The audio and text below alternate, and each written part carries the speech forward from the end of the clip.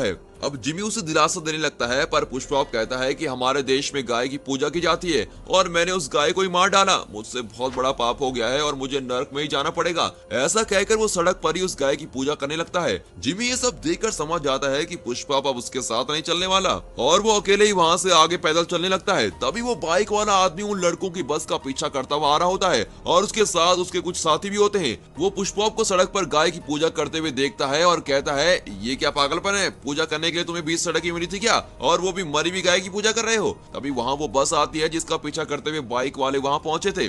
बस के लड़के जान जाते हैं कि ये आदमी उन्हें चेस कर रहा है। वे चुपचाप वहाँ से बच निकलने की कोशिश करते हैं। वहाँ उन लोगों की बाइक्स लाइन में खड़ी होती हैं। उनकी बस उन बाइक्स को फिर गिरा देती है। इसे देखकर उन लोगों को बहुत गुस्सा आता है और वे पुष्पराव के ट्रक को लेकर उस बस का पीछा करने लगते हैं। कट कर दिखाते हैं कि जिमी एक टैक्सी में जा रहा होता है। उस टैक्सी को एक बुजुर्ग आदमी चला रहा होता है और उसी के भरोसे जिमी नायग्रा फॉल्स जा रहा होता है। कट कर दिखाते हैं कि बाइक वाले पुष्पराव की ट्रक में बस का पीछा कर रहे होते हैं। फिर दिखाते हैं कि जिमी के पेरेंट्स उस बौने को साथ लेकर जिमी को ढूंढ रहे होते हैं।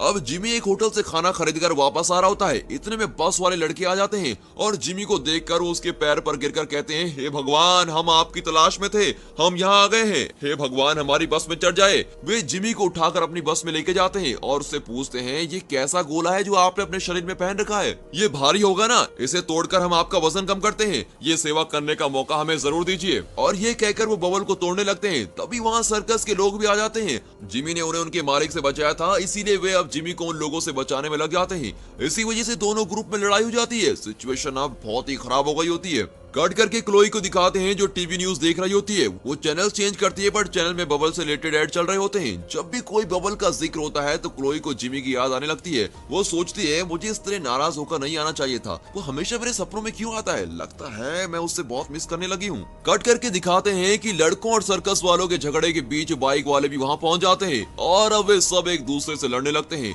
माहौल और भी खराब होने लगता है। इन लोगों के झगड़े के बीच जिमी उस टैक्सी में वहाँ से निकल जाता है। कट करके अगले दिन सुबह दिखाते हैं कि जिमी टैक्सी में सो गया होता है और टैक्सी अभी भी चल रही होती है। बुजुर्ग रात भर टैक्सी चला रहा था। इतना ही नहीं, वो अब भी बड़ी खुशी से टैक्सी चला रहा होता है। उसकी तंदुरुस्ती देखकर जिमी हैरान रह जाता है और पूछता है, दादाजी इस उम्र में भी आप इतनी देर तक गाड़ी कैसे चला पाते हो, आप एकदम सुपर हो सच में। पर उसकी इस प्रशंसा का कोई जवाब नहीं मिलता। एक्चुअली बात ये होती है कि दादाजी आंखें खोलकर सो रहे होते हैं। उन्होंने यूं ही स्टीयरिंग पर हाथ रखे होते हैं और गाड़ी खुद चल रही होती है। ये जानकर जिमी चौंक जाता है और बुजुर्ग को कोसने लगता है, अरे दादाजी इस तरह पूरी रात गाड़ी चलाए थे क्या, मुझे मार डालोगे क्या। तभी आगे एक बोर्ड दिखता है जिस पर डेड एंड लिखा होता है और जिमी अचानक ब्रेक दबाता है और फोर्स की वजह से उस कार से उड़कर सीधे उस पोस्टर को फाड़ता हुआ दूसरी ओर गिरता है। लेकिन इस बार फिर से उसका बबल ही उसे बचा लेता है। फिर वो पास के एक टेलीफोन बूथ से क्लोई को कॉल करता है, पर क्लोई के बजाय उसका बॉयफ्रेंड मार्क फोन उठाता है और पूछता है, कौन बोल रहा है। जिमी कहता है, मैं बबल बॉय बोल रहा हूँ। मार्क कहता है, ठीक है, पर तुम क्लोई को क्यों फोन कर रहे हो। अब जिमी कहता है, मैं उससे बहुत प्यार करता हूँ, ये बात मैं उसे बताना चाहता हूँ, इसीलिए मैंने कॉल किया है। जिमी बिना डरे उसे पूरी बात साफ साफ बता देता है। अब ये सुनकर मार्क को गुस्सा आता है और कहता है, अबे इतनी हिम्मत आ गई तुझमें, मैं क्लोई से शादी करने वाला हूँ और तुम हमारी शादी को रुकवाने आए हो। तुम मेरे बारे में नहीं जानते, अगर तुम यहाँ नजर आए तो तुम्हें जिंदा नहीं छोड़ूंगा।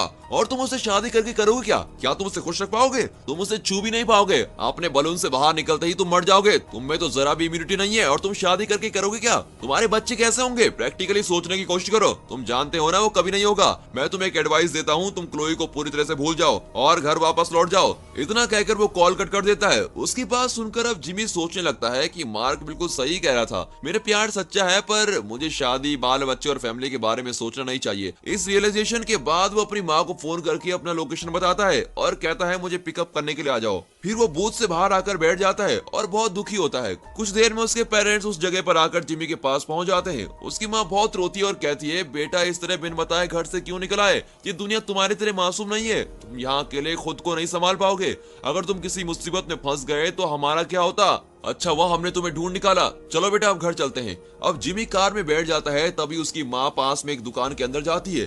जिमी की उदासी देखकर उसके पापा पूछते हैं, इतना मायूस होने की क्या बात है बेटा। जिमी कहता है, मैंने अपनी लाइफ में पहली बार एक लड़की को देखा और मैं चाहता हूँ कि वो पूरी लाइफ मेरे साथ रहे, पर मैं अपना सपना पूरा नहीं कर सकता क्योंकि मुझ में इम्यूनिटी तो है ही नहीं, और जब मैं खुद बबल से बाहर नहीं आ सकता तो उसको पूरी लाइफ कैसे खुश रख पाऊंगा। इस तरह वो अपने दिल की सच्चाई बता रहा होता है। उसके पापा कहते हैं, बेटा अगर इंसान कोई फैसला ले ले और उस फैसले पर डटा रहे तो इस दुनिया में कोई भी ताकत उसे रोक नहीं पाएगी। तुम खुद पे विश्वास रखो, तुम उस लड़की के साथ रहना चाहते हो ना, तो फिर हिम्मत से काम लो, तुम्हें कोई नहीं रोक पाएगा और तुम्हें कुछ भी नहीं होगा। इस तरह उसके पापा उसे